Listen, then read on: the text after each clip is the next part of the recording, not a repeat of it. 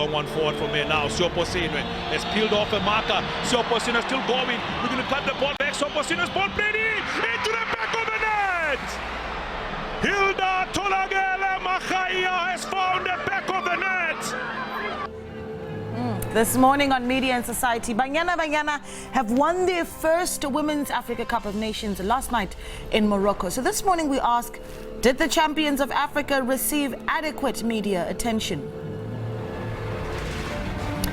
South Africa's power crisis has lasted more than a decade, but how much do you understand about load shedding, and does the media break it down for you adequately?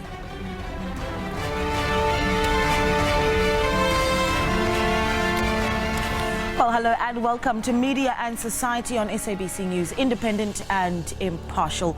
My name is Naledi Moleo. Now, this is where we look at the intersection between media and the audiences. This show, of course, is not complete without your say, so connect with us via our social media channels and share your views and concerns about how the media works and what we feed you. Hashtag SABC Media Society, that's on Twitter, or be part of the conversation by giving us a call on 011-714-6841 or 011-714-6842.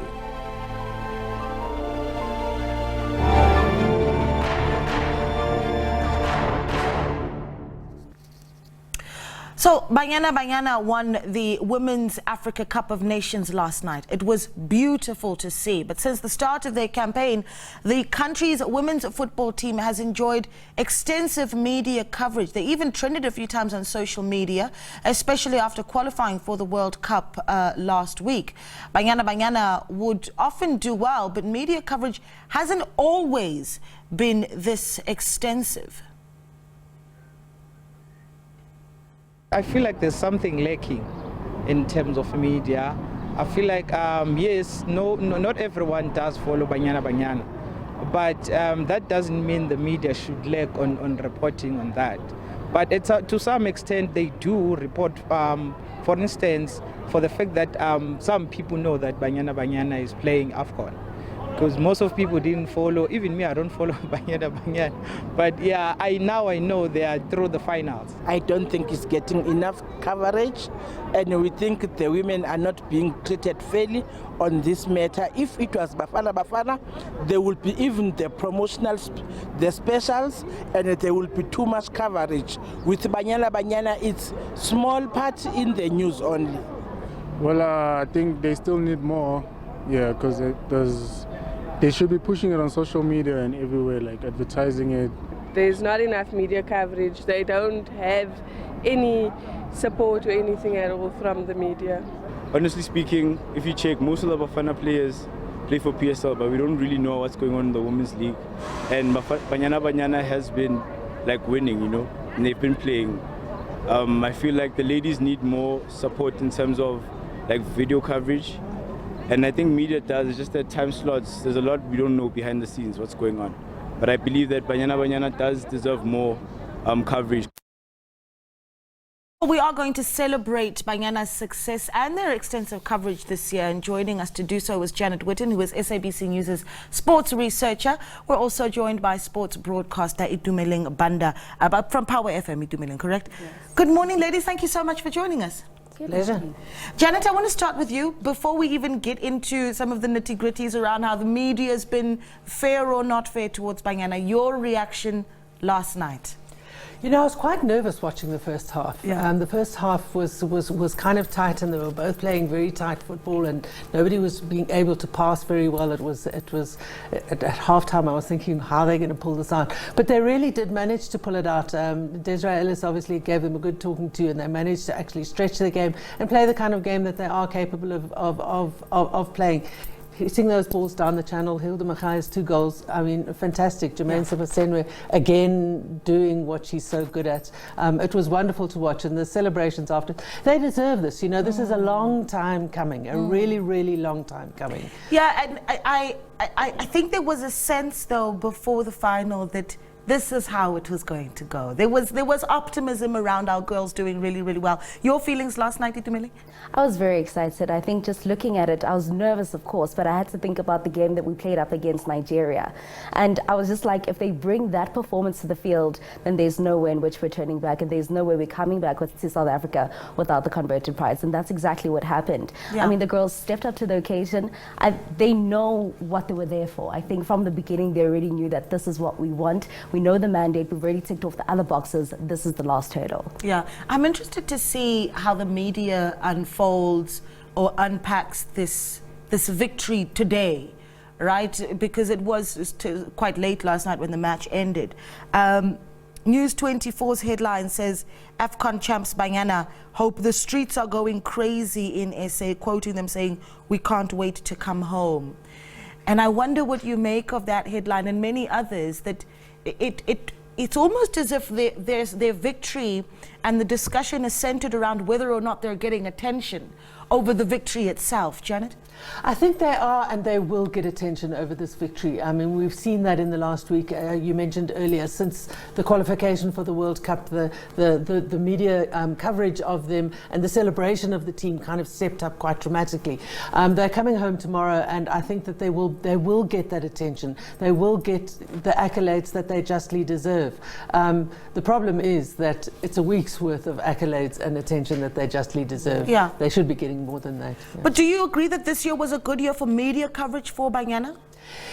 It's getting there. It's getting there. It's still, you know, I think there's been this kind of slow rise of expectation. Banyana have done really well in AFCON. I mean, historically, you know, we've played in 3 finals. Actually, if you look at our all of our results since we started playing in the Women's Africa Cup of Nations, I think we only missed the first one that we weren't allowed to play in. But after that, we played in every one. We are second to Nigeria in terms of our success. So we always have a chance when we go to the Women's Africa Cup of Nations. Yeah. Going to the World Cup is another story. But Women's Africa Cup of Nations, and I think in the context of where we are as a country and all the other pressures that we're under, there was always the sense that this could be the thing that put a smile on our face. Right. And I think that was part of the reason for it. Yeah, but how much of that comes from the discussions last year particularly and over the past few years around how, well, they're not getting enough funding, they're not getting enough media coverage? I mean, if Janet is saying there has been some coverage now in the run-up to the AFCON finals and that there's been some attention in the media, how much of that has come off the back of a lack thereof? Yeah, I think once you adjust it to all the negatives that's attacked to women's football, that's when a lot of people they raise their eyebrows, and that's what they want to know, right? And for me, I don't think it should be that. I think we should be knowing Banyana for the greatness that they are. I think the local league that we have has also created some awareness for people to understand as to who these ladies are, because for me, the biggest issue is you understand the collective as Banyana, but do you know the individuals? And that's the opportunity that the local leagues have given us, and I think COSAF has also done that. Now, when you watch Botswana and you watch the other teams play, you're just like, oh, they play in South Africa. So somewhat yes and somewhat no. I just don't like it when we always focus on, oh, we want equal pay, and that's only when everyone flocks their attention to Banyana. Yeah, and if we're honest with ourselves, the Banyana Banyana is not the only national team that suffers from that shortage of coverage, right? And it seems that it's particularly women's issues. Is this the feminist in me rising up here, Janet? No, I don't think so. Well, maybe, because you're talking to another one, so I'm still going to agree with you. But I think that's really relevant, because I think what you need to also remember is that the core of this team, okay, there's a couple of really experienced players in this Banyana team. You know, Janine van Wyk is the squad captain, even though she didn't play in most of the matches. And there are a couple of other really experienced players in that team. But the core of this team have come right through the national age group players. I mean, a lot of them played in under 17, at under 17 level, at under 20 level, and we still haven't, as Itumeleng mentioned, we still don't know their names. They don't roll off the tongue the way that the men's players do, and the way that the men's players in any other sport, in rugby or cricket or anything else, do. And that's something that needs to change. And I think some of the responsibility for that is with the National League. The National League needs much more focus. You aren't going to get the money, you aren't going to get the sponsorship until you get the media attention. The media attention's got to come first. And at some point, the media has to say, you know what, maybe we won't get the listeners, the viewers, the readers today, but if we keep pushing this, it will happen. You can see it happening in Europe with the European Women's European Championship now. The stadiums are jam-packed. Yeah, that's interesting, because I think the premise of our discussion was to say how much of the responsibility is in the media's hands, and the media not giving Banyana Banyana enough attention. But you've brought an interesting angle here, is that the league itself hasn't pushed the media or pushed communications to the media. What trouble have you had in trying to tell the stories of Banyana Banyana or women's football, so that we can then start to understand what those blockages or clogs are? I think it's accessibility first. Accessibility of where these games being played. Do the communities within our country understand and know the games that are taking place? So that number one, the league themselves saying, listen, we have a game taking place in Springs, for instance. We need everyone in Springs to come through and come, let's watch this game. It's a women's football game. I think that will then create the awareness, and that's when we get to know the players. But also the coaches need to open up to the media and give us access to these players, because if we don't create that safe space, we will never get to know them, because their job is definitely on the field. So if we don't go beyond that, they'll never understand that. Yeah, and then we've qualified now for the World Cup, right? How do we start to see that change? Can we put our recommendations forward now on how the coverage of Banyana Banyana needs to look in the run-up to the World Cup, Jen? I get a bit nervous about the coverage of the World Cup, because we're ranked number 3 in Africa, we're ranked number 57 in the world. So our chances at the World Cup, you know, let's temper our expectations in the wake of the celebrations that we have at the moment. But I think I mention that in particular because I think it's important. We must be very careful of going into the World Cup and we lose our first game against Spain, whoever it is that we play. I'm just using that as a throwaway example. And we suddenly say, well, you know, it's done, they're useless, and we stop coverage. That's not what we should be doing. We need to continue supporting them. We need to look at how we can get Banyana Banyana to the level of the Spains or the Brazils or the top England, the top women's teams in the world. We need to support them in that process and not just say, okay, well, they've lost now, so now we're going to stop the coverage. And I think that's what happens, and that's what I fear in the wake of this. We've had a week of fantastic coverage because they've been so successful. We need to support them all the time, not just when they are super successful like this. Yeah, and it seems that we're attaching how much attention we give to them based on their performance, which we don't necessarily do with Bafana Bafana. We'll watch the whole World Cup even if we've been kicked out a very long time ago, right? Yes, absolutely. And I think it's not supposed to be like that. As you say, there's so many stories that take place off the field that we want to know. And I think if you're going to use like a comparison, for instance, that's why we were so glued into the World Cup, the Rugby World Cup that took place, because we understood that was a team that was going through transformation. But what are the behind the backroom stories that are taking place in Banyana? What are those stories need to be told, because that allows us as the viewers and the supporters and the fans to take the journey with the team, and we understand exactly. Now Thembi Kgatlana got injured. We don't necessarily know everything that took place in the change rooms. What were the conversations? How were we preparing the other players who are putting up their hands to be like, okay, it's my time to step up now? Yeah. Well, I trust that you guys will take this responsibility moving forward, because you take it so seriously. And then you've got, I want to look at some of the other sporting codes now. You've got the likes of the Netball World Cup that we're hosting next year. I have never understood why South Africa is not a big netball broadcasting country, because we're such a big netball playing country. Across racial lines, across LSMs, across social strata, we're a very big netball nation. What have we gotten wrong there? It's an interesting thing as far as sport is concerned, because I mean, in terms of media coverage and sponsorship and the amount of people that go and watch the games, rugby is probably at the top of the list, ahead of even soccer. You look at some of the PSL soccer games.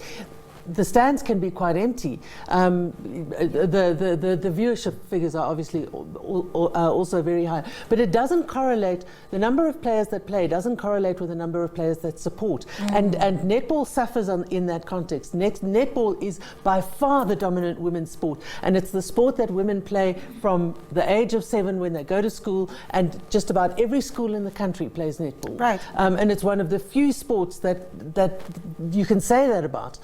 You know, women's sport at school level needs some very serious work, but netball is there. It's got the basis. Yeah. And they go through, and we're a reasonable team, even though we've been a little bit static, kind of behind that sort of top three in world netball for quite some years now. We haven't quite managed to break through past England, Australia, and New Zealand, who are the top players, who are the top teams in the world.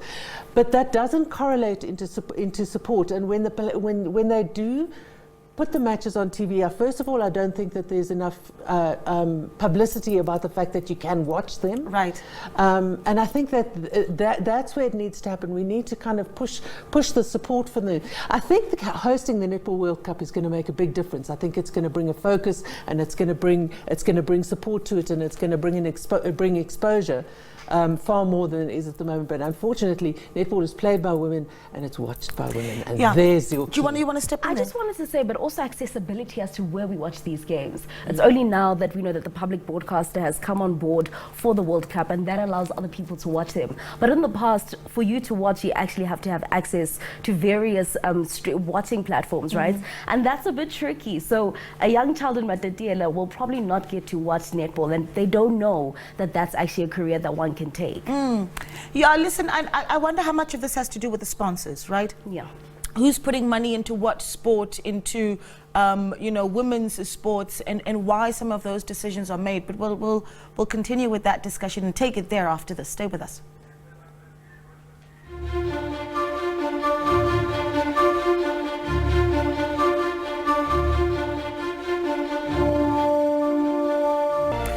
Welcome back. You're still watching Media and Society with myself, Naledi Moleo, and we continue celebrating the success of Banyana Banyana at the Women's Africa Cup of Nations last night. And of course, we continue doing so as we analyze whether or not the media has given Banyana Banyana the deserved media attention. And we have that conversation with Itumeleng Banda, who is a sports presenter with Power FM, and the SABC's very own news sports researcher, Janet Whitton. We talked a little bit before we went into the break there, ladies, about who makes those decisions about the sponsoring of these sports teams. So let's give that a little bit of thought. I want to take a call quickly, though. Mzwandile's on the line in Stellenbosch. Mzwandile, good morning. Good morning, ma'am. How are you? Well, sir, how are you? Thanks for calling in. What's your thoughts? I'm so happy. I'm still celebrating the win and the pride that it has brought to the country, that our ladies, at least, they put themselves on the mark, starting from the first game up to the last one, which was the final yesterday evening.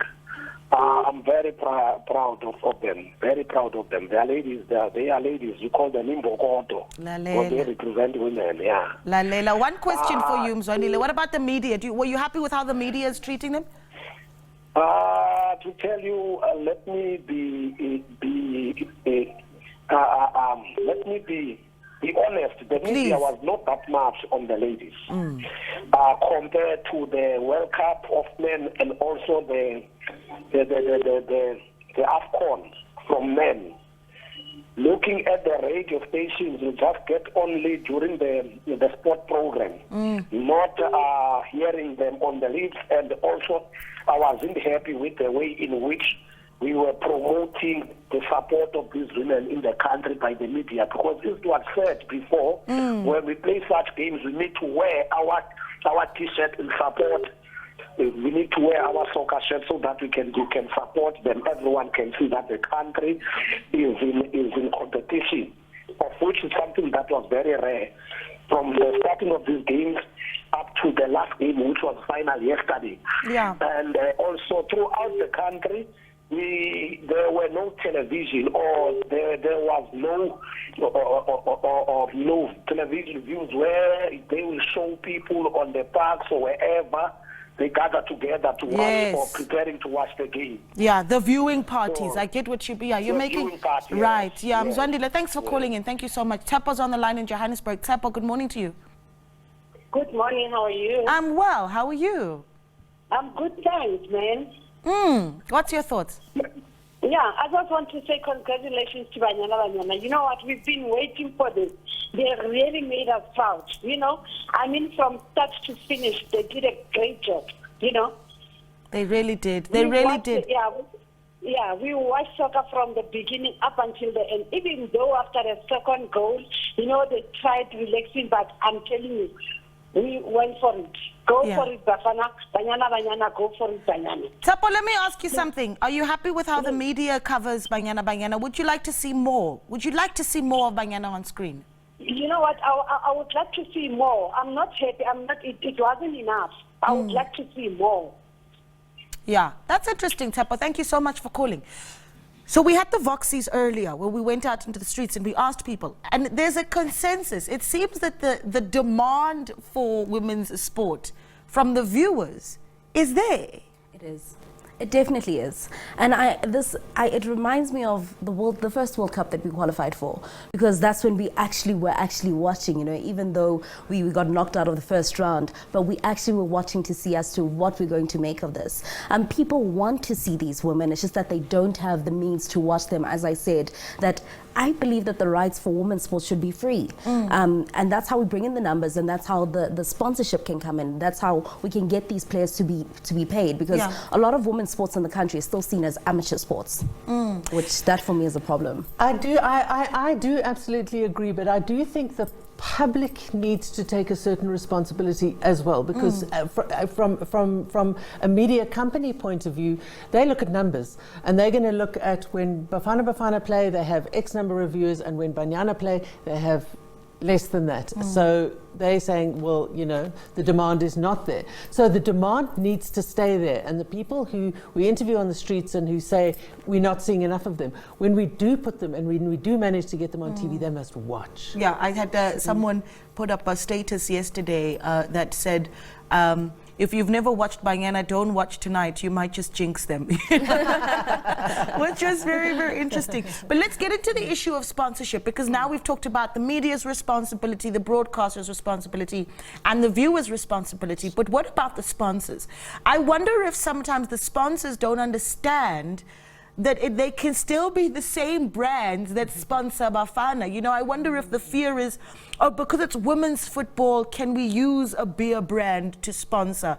You know, does it need to be something more feminine? I wonder if that perhaps is the fear that the sponsors have themselves, where they don't quite understand how to message themselves around women's sports. That's an interesting way to look at it, right? But I think that when we look at, for football, for instance, we need to understand we can't compare Banyana to Bafana. This is apples and bananas that we're dealing with. So when you do come on and you want to be a sponsor, you can't necessarily have the same expectations as Bafana. You're dealing with women, and I think we still need to understand it is women's football. It's still the same game, but it's women's football. So the way in which we treat the women also can't be the same, you know? And as Janet has said, I think that the responsibility for us to bring in those sponsors is the demand has to always be there. Right. We can't somewhat fluctuate along the way. Yeah. While I completely agree with what Itumeleng is saying, I also think that the sponsors also need to understand that it's not only women that they're broadcasting to, because that implies it's only women that are watching, and it's not only women that are watching. Men are watching as well, and that and the same goes for netball. And I think that the importance of sponsorship, cricket is a great example. The South African women's cricket team has had a regular sponsor for a couple of years. Look what's happened. They've come from nowhere, and they're having some real success now. Okay, against England it's been a little bit difficult. It's been a little bit difficult, but they've had some real success, and there's real potential for them. And they know, you know, the whole setup has become more professional because they've got a solid sponsor behind them, and that's really important. That kind of regular sponsor who's prepared to stay the journey. Is very important. And that investment by all stakeholders, right? All the stakeholders that we just talked about, from the broadcaster to the viewer to the sponsor, the whole lot, right? That's the sort of thing that makes the sport aspirational. Because right now, if there's a young girl who wants to become a soccer player, she's probably for the most part for the past few years been discouraged by the pay, the lack of sponsorship, the lack of attention. So then that's where the development investment can come in as well, by first making it aspirational, right? Yes, absolutely. Development, that's where it has to start, because then we say that women's sport in the country isn't developing, but do we actually have developmental structures in place for these girls to start playing when they're 7? And I think within those structures, that's when the professionalism has to come in from the teams themselves, because there's no way in which we can be playing looking all different like Amakitki and then be expecting a sponsor to come on board. We need to take ourselves seriously first, package ourselves in a way in which by the time we go to a sponsor we say this is what we've done and can we get help with going forward. But then also I think it's important that when women's sporting codes go out there and ask for sponsorships, I think we need to cut the conversation about ROI. I think that conversation needs to stop. You think that's a conversation for later? Yes, not now.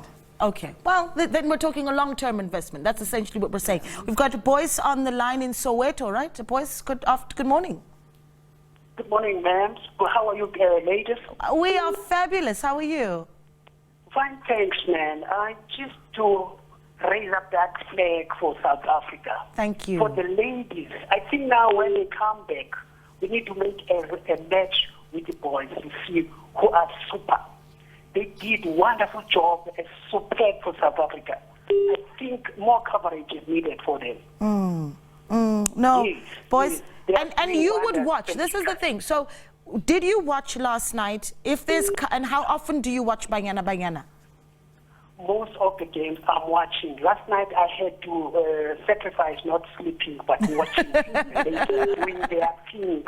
I saw a lady like the former Bafana who was on the game there with the presenters there, doing his head thing there, singing, showing how it was done during their time. But thanks to Desiree.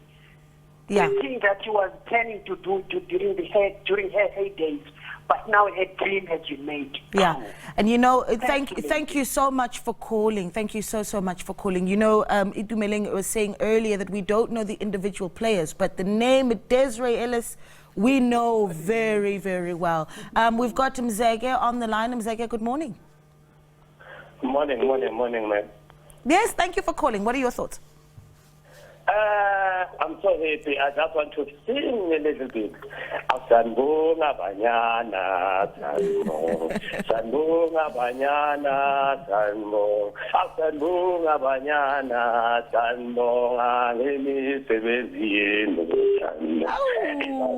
Banyana.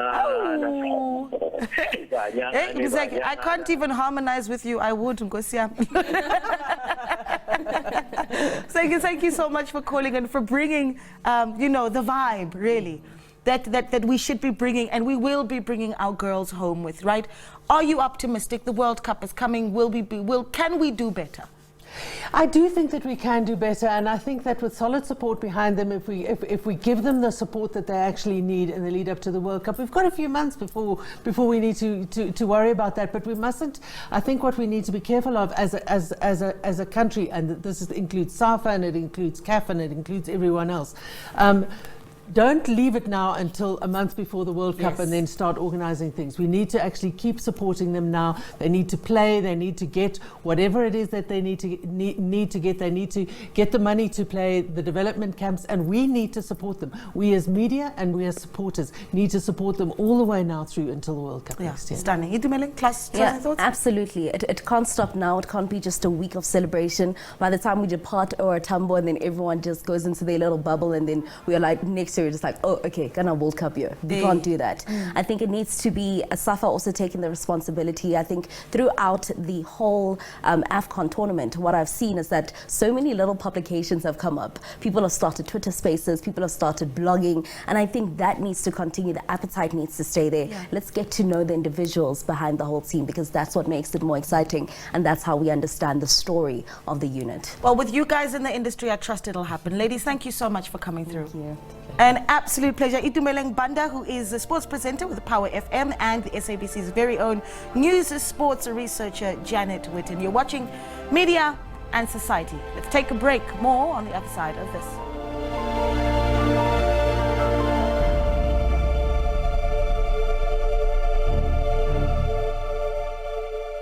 Welcome back to Media and Society. So South Africa's power cuts have left residents in the dark for up to 6 hours at a time on some days. Now, when the issue is reported in the media, it is often from explanations given by Eskom and other leaders. And at times we hear that the coal is wet at plants, and other times they say the power stations are down. And Medupi is definitely a name that we've heard a lot since the start of these power cuts in 2007. But sometimes the media refers to it as load shedding, and you wonder why such fancy terms are used. I mean, there's been the argument around whether or not we say power cuts, blackouts, or load shedding.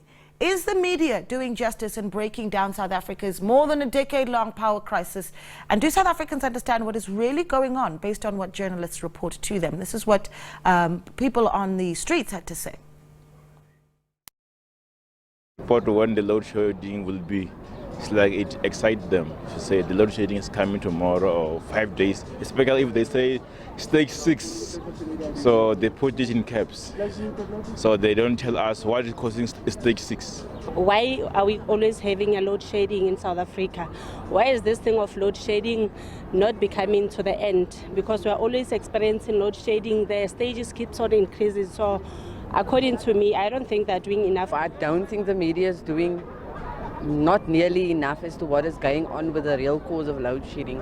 And I also think there's a lot more to this load shedding thing that they're telling the public that's going on, and it's terrible. The media is doing quite well on investigating and going to the root cause. But the problem is that leadership that we have in this country is not honest enough.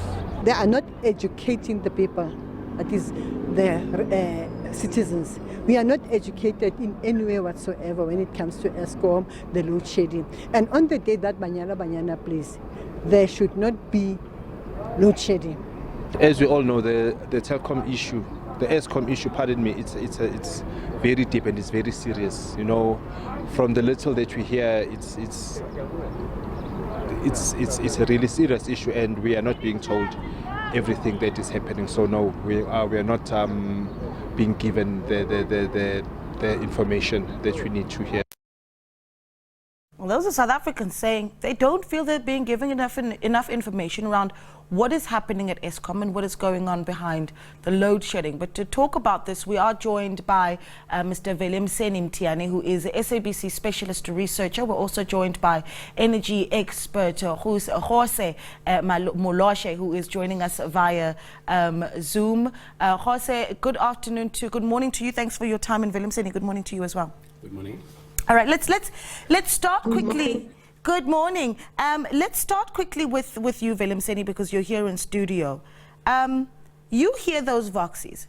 What do you think of what you hear South Africans saying that, no, but we hear this load shedding, but the media isn't explaining to us how we get here, when we're going to get out. Do you think that we're doing enough to inform them?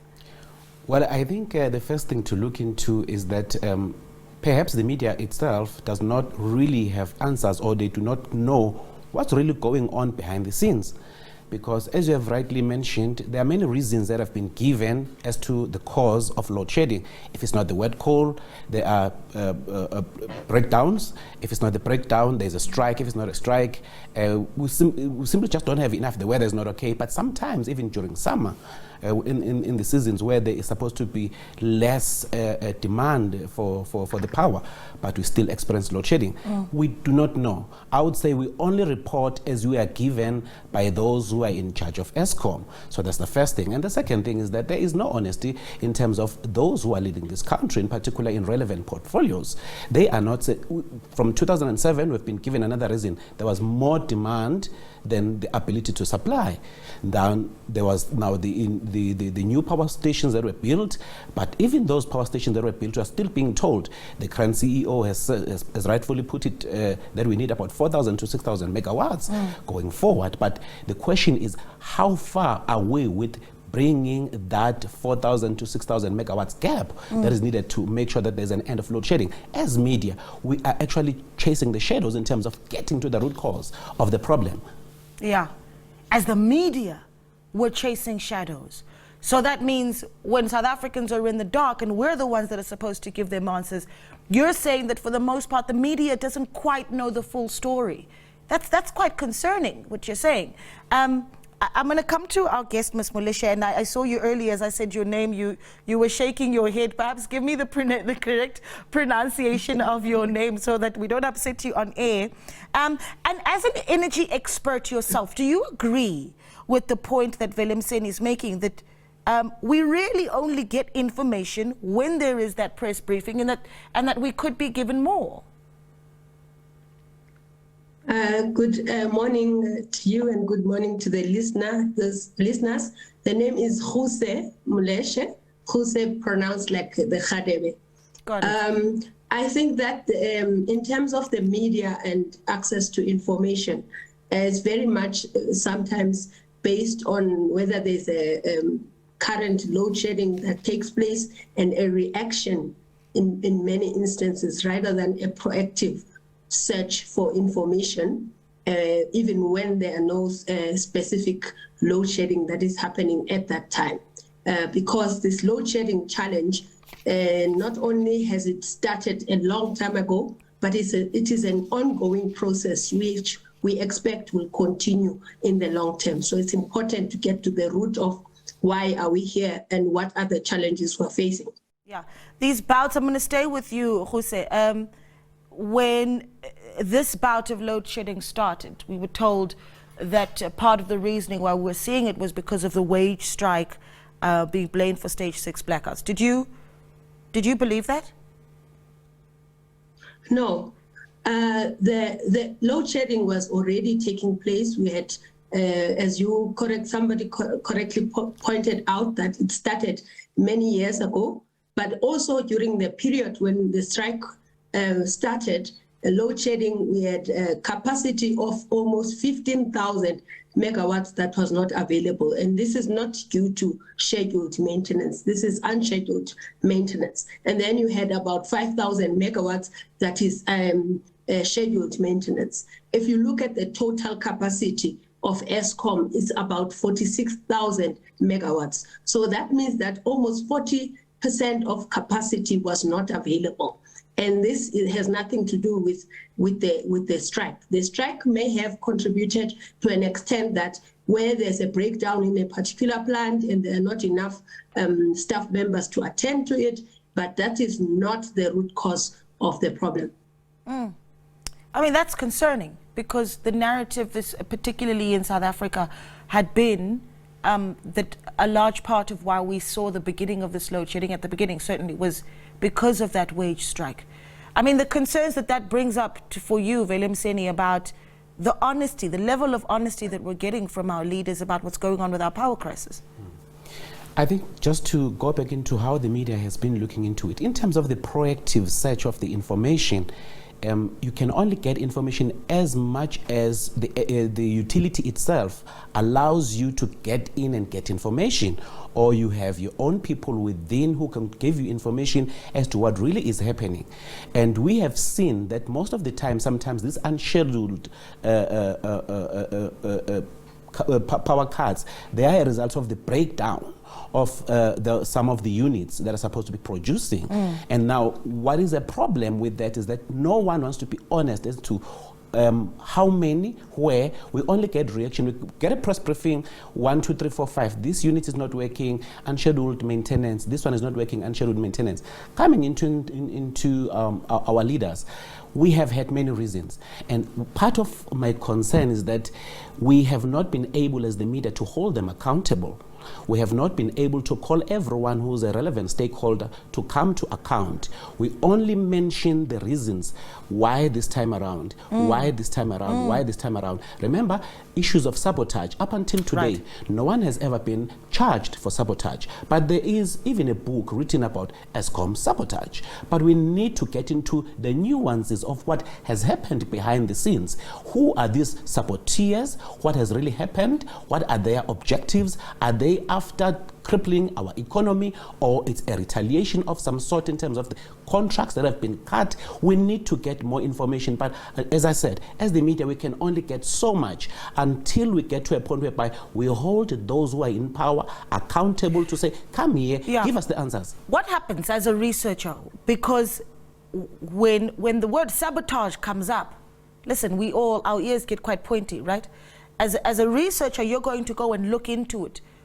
At what point do you get blocked and you're unable to get that access to information? They're very smart these days, very smart. what would happen is that if you go to Department of Public Enterprises, you can't speak to someone who's responsible. There is someone from the media that you must speak to. And sometimes you will send an email, they will not answer. Sometimes you will make a phone call, they will not answer. Sometimes you WhatsApp them, they will not answer. So it's a sort of gatekeeping. So whatever information that you need, there is a specific person to ensure that as media you're not getting what you want, it gets delayed. Similar thing that goes with the ESCOM. You may ask questions, but the answers are not forthcoming. So what's next? It then needs for us to beef up our investigative journalistic skills and get people within. But sometimes it's not even easy to get people within because that information has to be balanced. It has to be objective. It has to be fair. It does not have to be one-sided. So that's the dilemma that the media is currently facing in terms of reporting on load shedding. So we hear the allegation of sabotage. We cannot investigate it. We cannot access that information. An energy expert is then asked to come on air, and this is what would happen, right? We have a crisis. We have a load shedding crisis. As a media practitioner, the first thing I'm going to do is call Naledi Moleo, right, and ask you to give me the answers of what is really going on in the back end, especially around these issues of sabotage. Do you struggle with that responsibility, Jose? I struggle to an extent. Also question that the challenges that ESCOM has faced in the past have always been technical reliability and all of that. The issues with the sabotage are relatively new, so all of us are sort of taken by surprise because of that. And also what is surprising is that ESCOM is a national key point. Therefore, as a national key point, security and accountability around the power plants is supposed to be almost on high alert, if I can put it that way. So it's also surprising that you have an extended period of time where sabotage is, I will say, allowed, because I think controls and security systems should have been in place proactively rather than in reaction to sabotage, allowed to get to a point where a power plant has energy availability factors that are so low and affecting the system. This should not be the case. Yeah, I want to continue this discussion. We're going to take a short break, and perhaps when we come back, we'll start looking at recommendations of what it is that can be done to make information around load shedding more accessible to you, so that when you're in the dark, you're not also in the dark via information. Let's take a short break. We're back in a moment.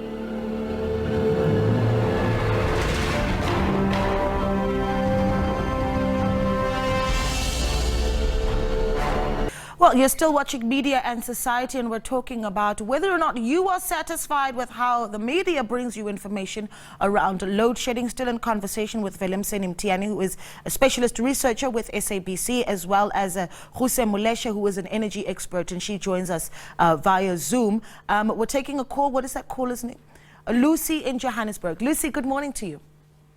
Good morning, my dear. How are you? I'm well. Thank you for calling. What are your thoughts?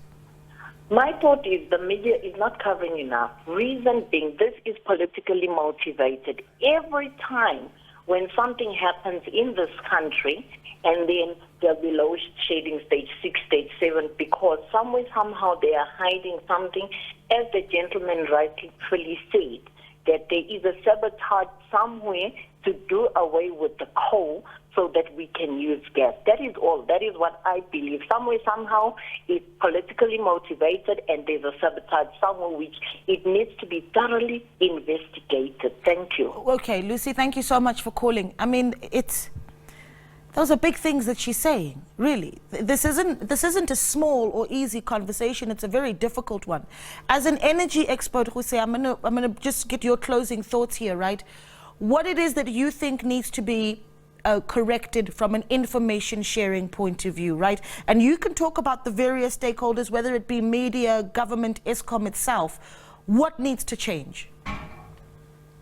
First and foremost, I just want to put things into context and explain that the one power plant that is experiencing sabotage is Tutuka power stations. So the other power stations' problems are different, and we could get into that if you wanted to. Yes, please. But to answer your question, yeah, to answer the question, should I get into that or not? Yeah, answer the question first and then we'll get into it briefly. Okay. Okay, and to answer the question around what could be done better, I think the stakeholders, all the stakeholders that you mentioned, government could do a better job in communication. Right now, what we are experiencing is that the different ministries like the Department of Mineral Resources and Energy, as well as the Department of Public Enterprises, sometimes there's you are to blame, somebody else is to blame. I think government as a whole should be taking accountability as a collective, as ESCOM is a state-owned enterprise that is managed by government in totality. So I think that's number one.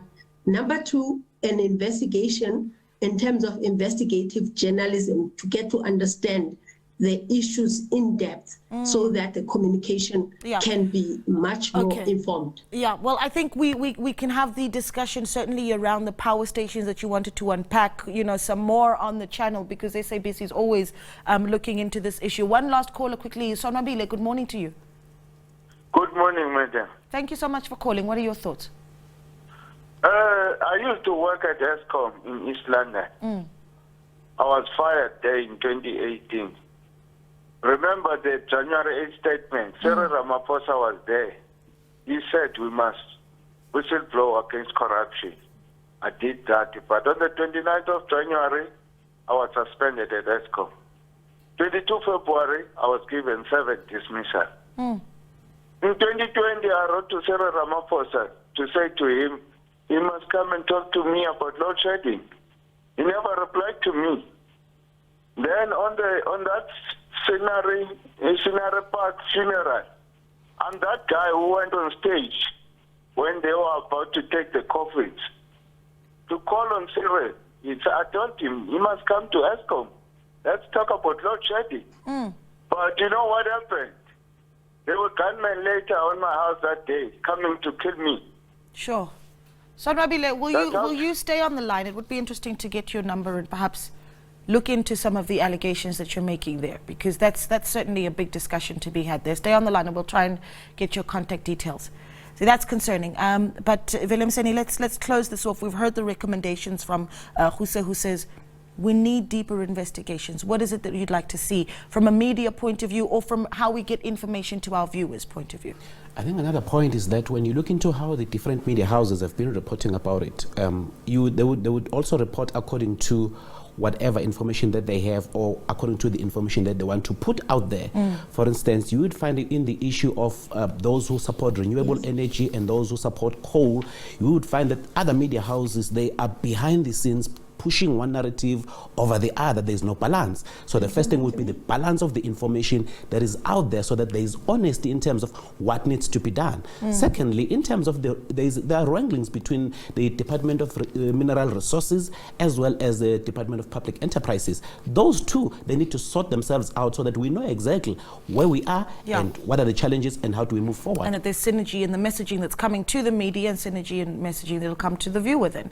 Let's leave it there. Thank you so much to our guests. Really appreciate your time. Huse Moleshe, who is an energy expert, as well as Velemseni Mtiani, a specialist researcher with the SABC. And thank you for watching our show, Media and Society. We hope you'll join us again, same time, same place, and next week. From myself, Naledi Moleo, and the rest of the Media and Society team, a good day to you and have yourselves a blessed week as well.